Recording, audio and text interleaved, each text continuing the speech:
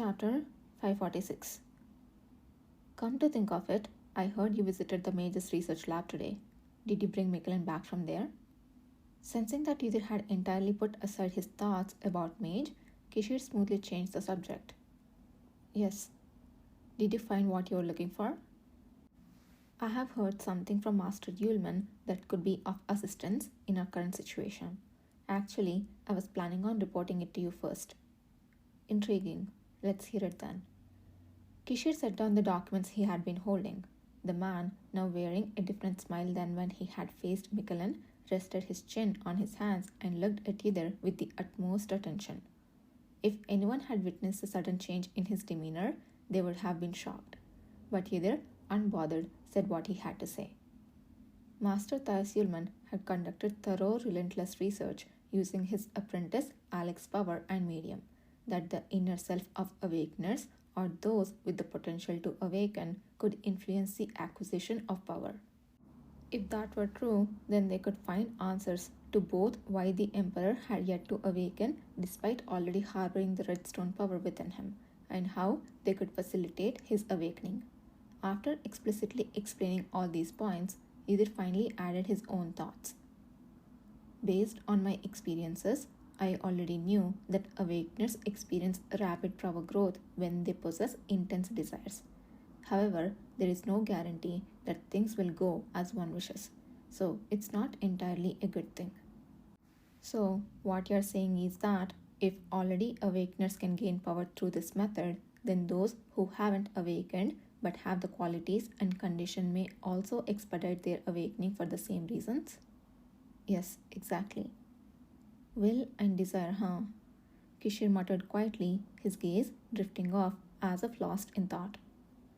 Indeed, His Majesty never seemed to hold any expectations of awakening in a way similar to me. ... Emperor Kelusa had personally ordered the retrieval of the Redstone. He had always kept the medium in his chamber and never skimmed on supporting the related research.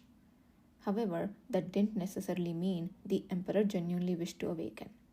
Yudhir had sensed it before, peering into Emperor's interior. The Emperor had no hope or expectations for the future, as he felt his imminent demise was inevitable. Though he must have wanted to live like any other human, he preferred reducing the current uncertainties rather than risking an uncertain future.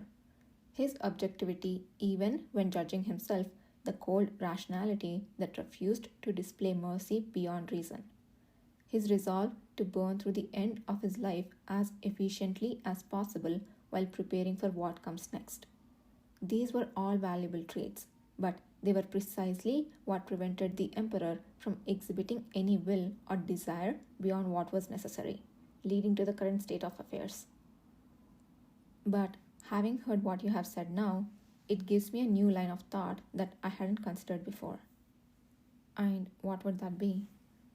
According to what you have said, awakening is ultimately the Redstone's power settling within a human body, undergoing transformations according to the individual's desires.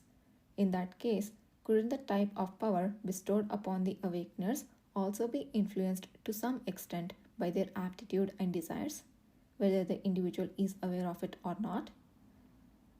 Yudhir paused to ponder, then slowly nodded his head. Kishir continued to speak.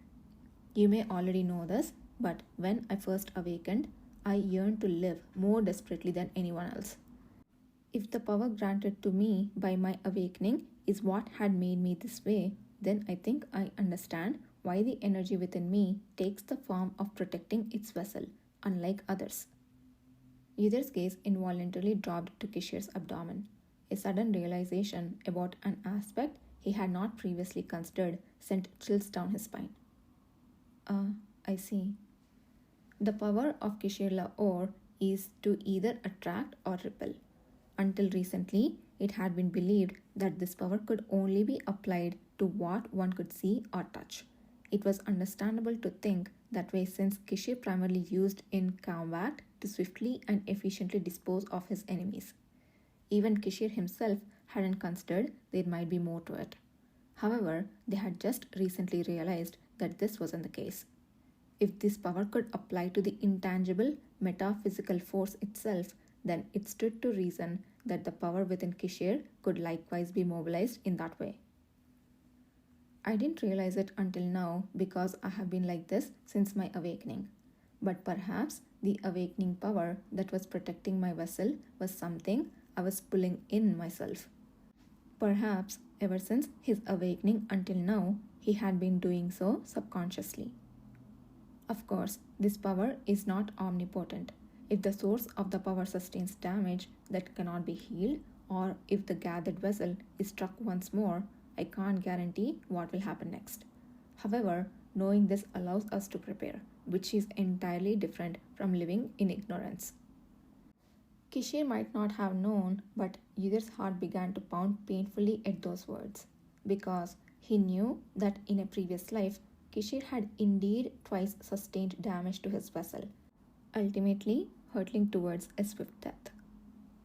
And perhaps the reason you thought His Majesty's condition was suddenly deteriorating may have been due to the red stone energy believed to be present in his body.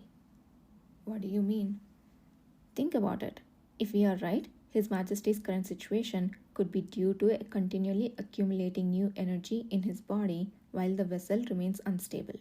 Since His Majesty hasn't awakened, the power neither moves nor gathers according to his will, but disperses. If that power continues to accumulate, they had already seen how unchanneled power dispersed throughout the body could bring unbearable agony, and a bitter cold smile surfaced on Kishir's face, who probably knew more about that pain than anyone else. However, there are two positives. One, His Majesty has opened up to us, so our efforts should be easier than before. And two, the possibility that even if Emperor Kelusa did not awaken, Yudhir and Kishir combined might still be able to gather that red stone power and protect the Emperor's vessel. Gazing into the eyes of the man who had mentioned these two advantages, Yudhir nodded. Yes, it's good to know we have two things working in our favor. We will definitely succeed.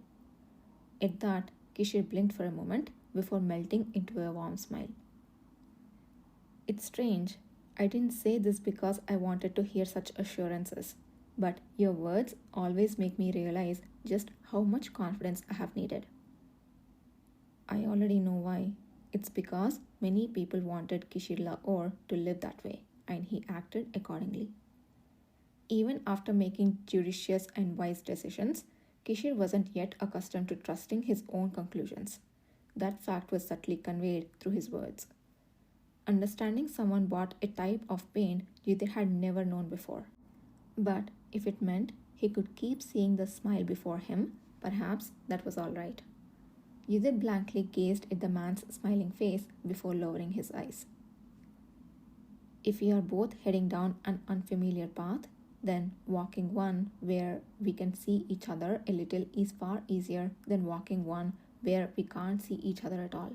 From my perspective, it's well worth trying, Yudhir stated. Well worth trying, Kishir repeated after him. Yes, a person who can leap in without hesitation at the slightest possibility. That's my assistant for you. ... In that case, I will also consider it worth trying. Until I see His Majesty again, I will have to continue practicing how to control this power. Can you really master it through practice? Why wouldn't I? With a smiling face, the man effortlessly clenched and unclenched his hand. A small orb of condensed energy appeared over his palm.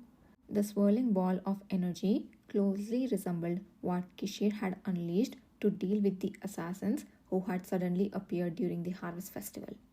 However, unlike before, the newly manifested orb of energy was almost entirely red, making the difference from the previous instance. Could it be the power of the Awakener?